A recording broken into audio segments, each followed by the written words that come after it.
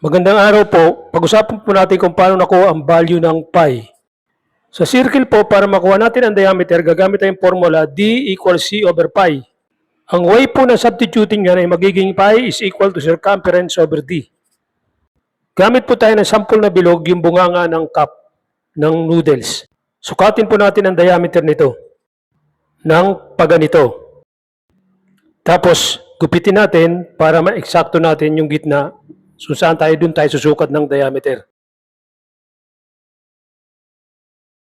So ito na ang bilog, tiklupin natin para makuha natin ang gitna. Kung saan tayo, dun tayo susukat ng diameter para medyo insakto. So ayan, tandaan lang po natin. Pagkatapos ihulma natin sa bunganga at tandaan natin yung tinandaan natin para sa diameter. Ganito. Yan. Yan, tandaan natin. Tapos sukatin natin. Yan. So, ang diameter ay 10 cm. Sukatin naman natin ngayon ang circumference. Yan, ganyan. Tandaan natin at sukatin.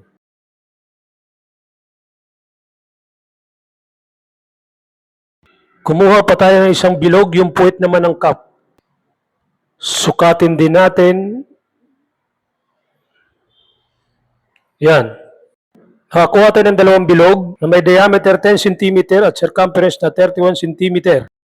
At may pi value na 3.1 kung gagamitin natin ang formulang ito, pi is equal to circumference over d. At yung isa naman na may 23.2 circumference at 7.4 diameter centimeter at kinumpute natin ang pi, nakakuha tayo ng 3.13. At dahil manual nating dinerive yan, hindi po talaga ay magiging eksakto. 3.1 something.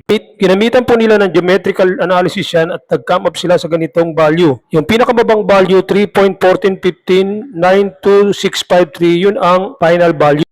Yan ang palaging ginagamit na value ng pi, nira-round up na 3.1416. So, ang ibig sabihin ng value ng pi ay relasyon ng circumference at diameter. Kaya pag nakakita kayo ng circle at alam niyo ang diameter, madali niyong malalaman ang circumference. Ganun din, vice versa.